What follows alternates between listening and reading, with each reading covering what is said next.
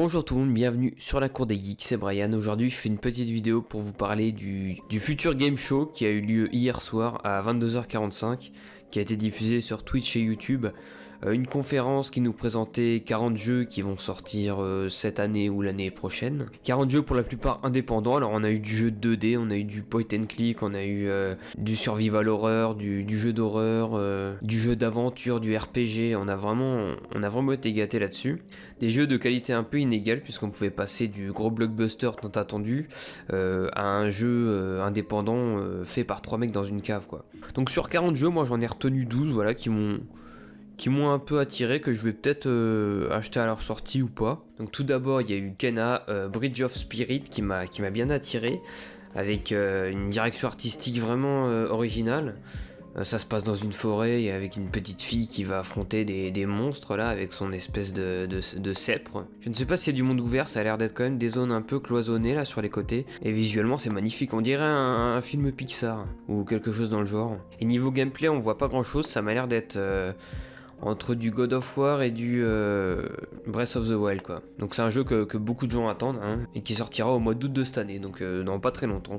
Après on a eu Sifu, un jeu de Kung Fu qui se passe dans des espèces de couloirs là, on va se battre seul face à 30 mecs là, à main nue, ou avec des objets, hein, de ce qu'on peut voir. La direction artistique est particulière, on dirait une espèce de peinture qui bouge.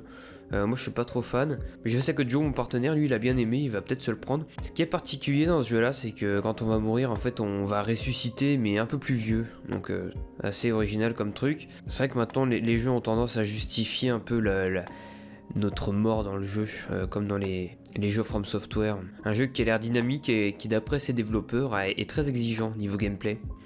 Voilà. Ensuite j'ai retenu un jeu complètement barré là, c'est un mec, c'est vu du dessus là, c'est un mec qui tue d'autres mecs et qui cache des corps et qui s'amuse à les traîner par terre, à les découper. Et c'est un peu un jeu d'infiltration puisqu'on va devoir échapper à d'autres mecs qui vont chercher leur pote quoi, qui a apparemment on a buté, voilà. Il y a même moyen de mettre des corps dans les broyeuses et de passer l'aspirateur après pour faire un coup de propre. Ça je me le prendrais peut-être, ça a l'air complètement déjanté. Ça change un peu de ce qu'on voit habituellement et c'est un jeu pas du tout violent hein, de ce que vous pouvez voir. Ensuite on a eu l'annonce de Green Hell sur console, hein, un jeu qui est sorti depuis quelques temps déjà sur PC. Un jeu magnifique mais très dur, moi j'ai pu y jouer. Franchement niveau survie c'est un jeu vachement... Bon faut suivre quoi, hein. Va falloir gérer pas mal de choses sur soi, faut gérer sa santé mentale, les sangsues qu'on peut attraper, les parasites... la bouffe un peu dégueu qu'on peut trouver partout. Il va falloir gérer son feu, sa cabane, son eau, voilà, un peu... c'est un jeu de survie plus quoi. Et si vous êtes adepte de ce genre de choses, allez-y, ça va vous plaire. J'ai pu retenir aussi High Tech 2, un jeu en coop, un jeu d'aventure qu'on peut faire à deux apparemment. Je sais pas si on peut faire ça à plus. Voilà, on va être dans des mondes enneigés, dans des cavernes, des marais, des piscines à balles, on peut jouer à des jeux d'arcade, ça a l'air vraiment complet et très fun comme jeu, voilà. Un jeu à faire essentiellement en coop avec des amis ou avec sa moitié. Ensuite j'ai pu retenir Quantum Error, un jeu FPS, TPS, en survie contre des espèces de monstres ouais, sur on dirait la planète Mars quoi. On peut conduire des véhicules, on fracasse des monstres, franchement ça a l'air sympa, avec une ambiance pesante, très calme. J'aime particulièrement le design des monstres là qu'on a pu voir, on a vu une grosse araignée et puis des espèces de choses au plafond là, un peu nécrosées sur les surfaces là, la Last of Us, ça a l'air franchement sympa. Et celui-là j'attends d'en voir un peu plus parce qu'il a l'air un peu vide quand même, je sais pas s'il est totalement fini. J'ai beaucoup aimé aussi Savior, un jeu de parcours 2D, parcours combat quoi, très exigeant aussi d'après les développeurs.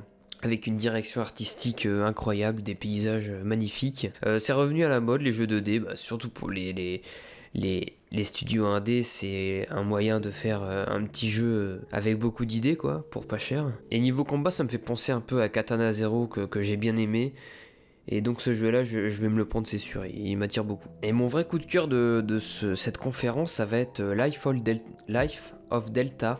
Un jeu en 2D aussi encore une fois, avec un petit robot qui va vivre des aventures comme ça, dans un monde qui a l'air post-apocalyptique, hein. On dirait à moitié du Star Wars mélangé à du Mad Max, Et mélangé à du Wall-E aussi, ça me fait penser aussi à un épisode de Love, Death and Robot avec des robots et des chats, là. Je sais pas si vous connaissez. Il y a une ambiance un peu comme ça. Et ça a l'air d'être un jeu de piratage où on va tendre des pièges à nos ennemis, on va essayer de survivre, quoi, de s'en sortir. Ça a l'air très sympa.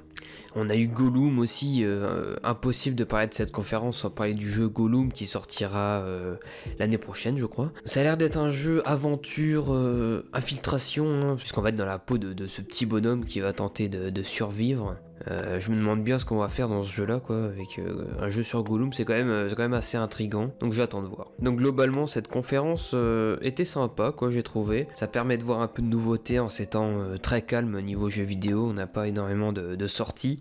En attendant des trailers ou des gameplays de God of War, de Halo, de Elden Ring, tous ces jeux-là qu'on attend avec impatience, ça permet peut-être de jouer à autre chose, d'aller vers quelque chose de différent de ce qu'on a l'habitude de jouer habituellement.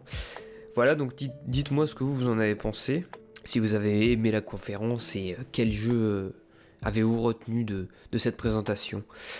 Bonne journée à vous et n'hésitez pas d'aller voir aussi les autres vidéos. Salut!